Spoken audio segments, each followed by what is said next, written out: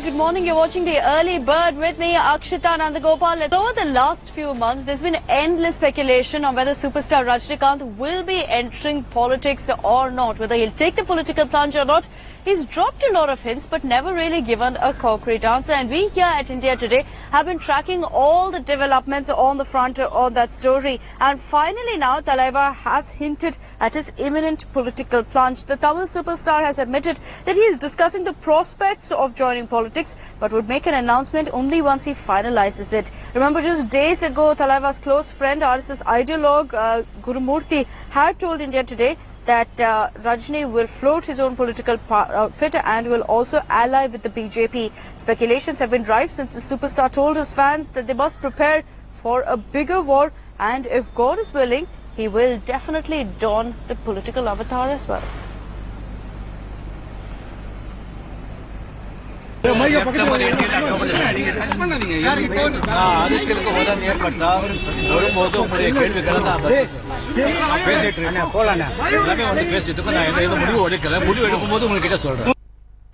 want to go across to Pramod Madhav, who's joining us with more details on this story. Good morning, Pramod. You know, there's been so much speculation on superstar Rajinikanth entering politics. Finally, there seems to be some sort of a statement that Rajinikanth is also willing to make. He is giving stronger hints that it's only a matter of time before he enters politics. And there have been a lot of clues in the recent past as well. True. That's so true, Akshita. This time, Rajinikanth, we caught him at the airport and he clearly said, he hasn't said that he will not enter politics, but he's thinking about it. When he makes a clear-cut decision, he will definitely inform everybody. That is the way the superstar has given the statement. This is actually a development. Before this, he would only say, no politics, no politics. That was his static line. Now he has brought out saying, haven't I told you that I will not enter politics? I will make my decision and I'll let you know. He has already said that the system needs overhauling, a total change as well. He calls the system corrupt, and then he brings it this one. But he also made it very clear that for now, he's only concentrating on Kala and Robo 2. These two movies, after it gets released, definitely there is going to be a major change in Tamil Nadu politics. Not just that, we have to inform you that we are getting 2 dates. Maybe Rajinikanth has his minds on either August 5th or there's Independence Day, and the other one is on his birthday. But still, we cannot confirm it because based on Rajinikanth, he can change his decision anytime. But I have to tell you all this also, as you mentioned about Guru Murthy, earlier it was Cho Ramaswamy who used to give him some kind of information or advice if Rajini asked about politics. And it seems like maybe Rajinikanth might approach Guru Murthy for some advice, but we cannot confirm that as well because Rajinikanth is someone who makes his decision on his own. But it is it is very, very much possible that he can float his own party, Akshita. All right, Pramod, request you to stay on with us. We're going to need your inputs on another story as well. Another big political development that's expected today is that both former Chief Minister O. Pannirselvam as well as the current Chief Minister Edappadi Palanisamy will be making their way to the national capital today. This is after both factions of the AIADMK came together to say that they will support the BJP's presidential nominee, and that is, of course, Ram Nath Kovind. Chief Minister Edappadi Palanisamy will be part of the ceremony where Kovind will be filing his nomination papers. Remember, a number of Chief Ministers have been invited for the same, and Palanisamy will be present for that. OPS is expected to also meet with the Prime Minister today. So the BJP, of course, seems to have managed to cut across all of the factionalism and reach out to both sections of the AIADMK. I want to go across to Shalini, who's joining us with more details on the story. Good morning, Shalini. You know, the BJP seems to have found some sort of a fine balance as far as the political turmoil in Tamil Nadu is concerned. They've managed to reach out to both the OPS and the EPS camps rather successfully. They've got both their support for their presidential nominee. Today, the Prime Minister is expected to meet both EPS as well as OPS.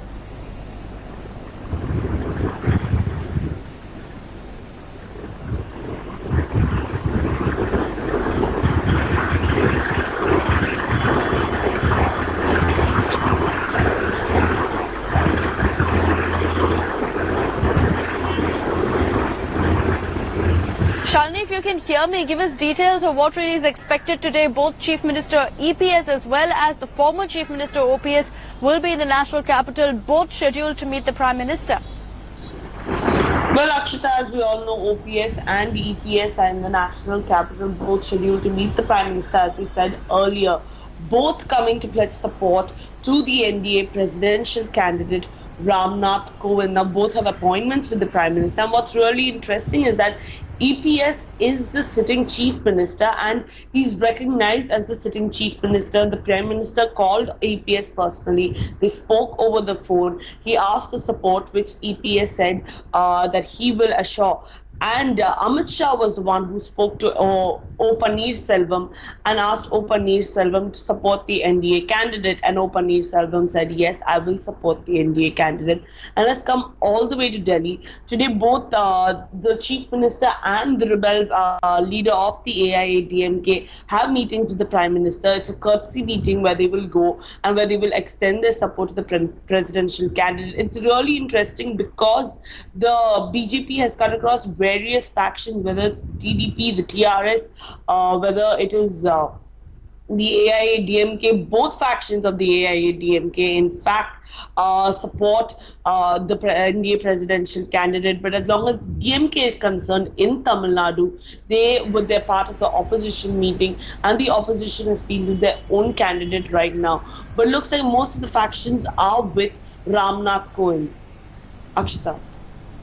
All right, Shalini, thanks so much for joining us with those details. We'll keep a close track on the developments. Both Chief Minister Edappadi Palanisamy, former Chief Minister O Paneerselvam, both of them are in Delhi today, even as Ram Nath Kovind will file his nomination papers. Also, of course, on the front of the political developments here in Chennai, we've seen, of course, that the assembly has been going on for the last many days, and it's been disruption after disruption, with every single day the DMK walking out over one reason or the other. So really, we haven't seen any sort of consensus between the ruling party as well as the opposition, and MK Stalin has blamed this on the government. He has said that the DMK was functioning as a responsible opposition party in the assembly by being cooperative with the speaker, but the AIADMK has never acted in a way to nurture an open and conducive discussion. Stalin had walked out after his demand to the speaker to apprise the House about the governor's missive on the horse trading charges was dismissed.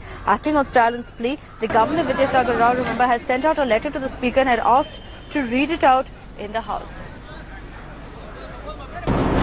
ஆளுநர் அவர்கள் மூலமாக தங்களுக்கு வந்திருக்கக்கூடிய அந்த நடவடிக்கை எடுக்க வேண்டிய அந்த கடிதத்தை பற்றி நீங்கள் அந்த அவைக்கு சொல்ல வேண்டும் என்று கேட்டபோது அதெல்லாம் முடியாது, அதை வைக்க வேண்டிய அவசியம் இல்லை என்று திட்டவட்டமாக சபாநாயகர் மறுத்துவிட்டார்.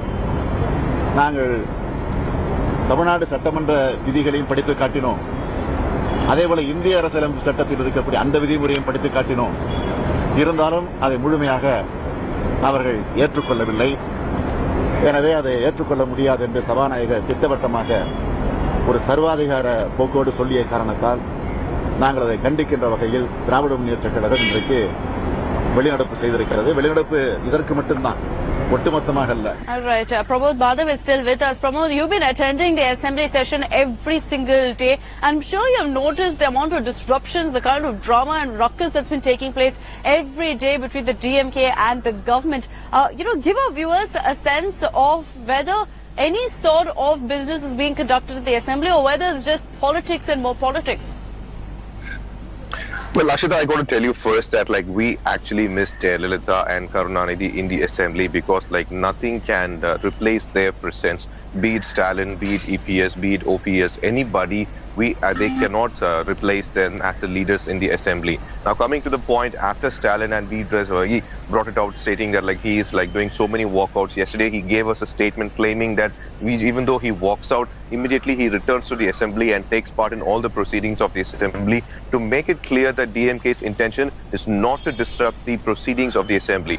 Having said that, on Stalin's side, he is giving us explanation stating that why can't the government give proper explanation to whatever they are questioning. But on the speaker's side, he also seems to have the proper answer stating that being any kind of probe Stalin is asking for cannot be initiated based on television news. You need to give proper evidence. That way he's saying that. But we could find out very clearly that DMK and MK Stalin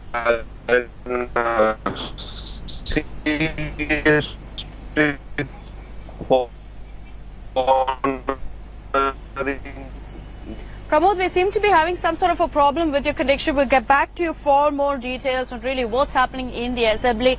one thing is for sure, that the drama is going to continue, because the DMK has made it clear that until they have some sort of a discussion on the kind of allegations, the alleged cash for vote scam in RK Nagar, they will not allow the House to function, and they will continue to stage a walkout. I want to now shift focus to, of course, an issue that's plaguing every single Chennaiite this summer. Yes, we're facing one of the worst droughts. What's made it worse is that there's an acute water shortage. There is an acute drinking water shortage as well. Even as, neighboring states are bickering for reservoirs that pretty much on the heartline of what makes Chennai function, that provides water to the city, have completely dried up. And Akshay Nath gets you this detailed report.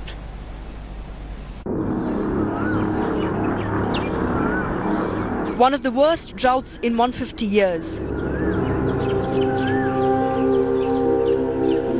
Reservoirs drying up, becoming grazing lands. And with the neighboring state stopping water, the troubles only compounded.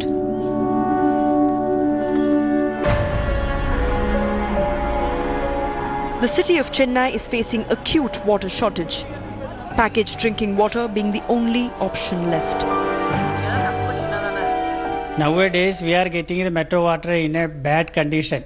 It is not hygienic.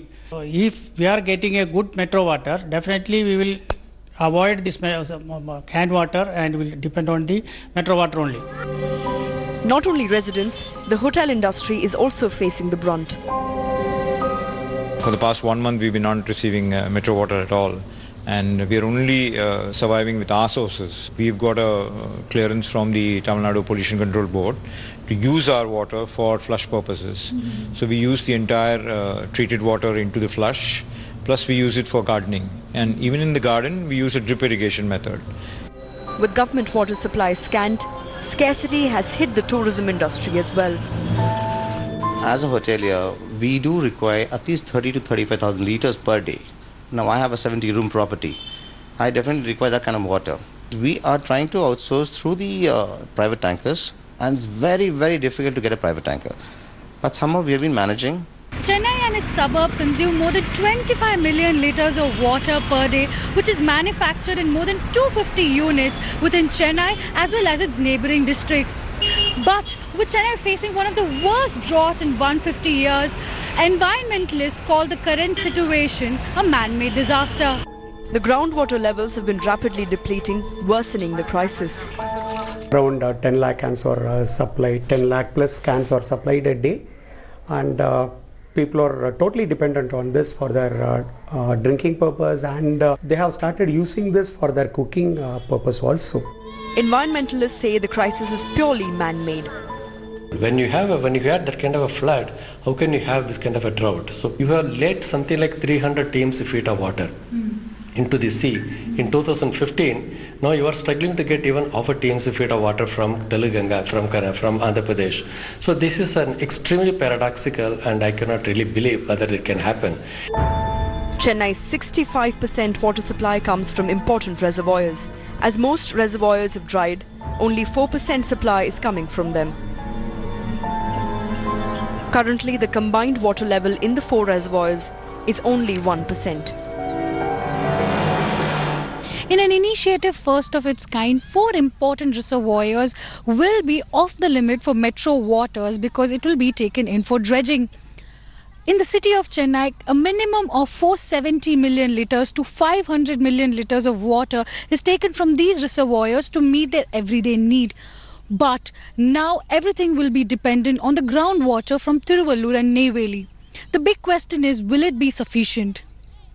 From Pundi Reservoir with camera person Daniel, this is Akshay Nath for India Today. US Space Agency NASA will launch a satellite that was built right here by a team of students coming together from across the state of Tamil Nadu. They've made the country proud by building the world's smallest satellite. It weighs just about 64 grams. Take a look at this report.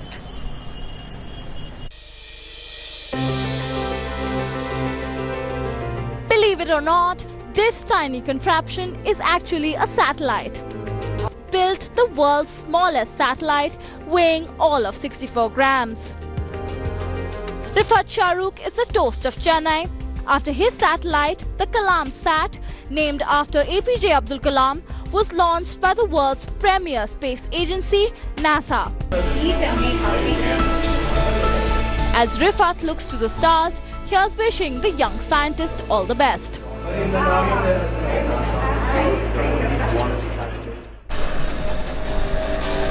All right, the students definitely doing the entire nation proud.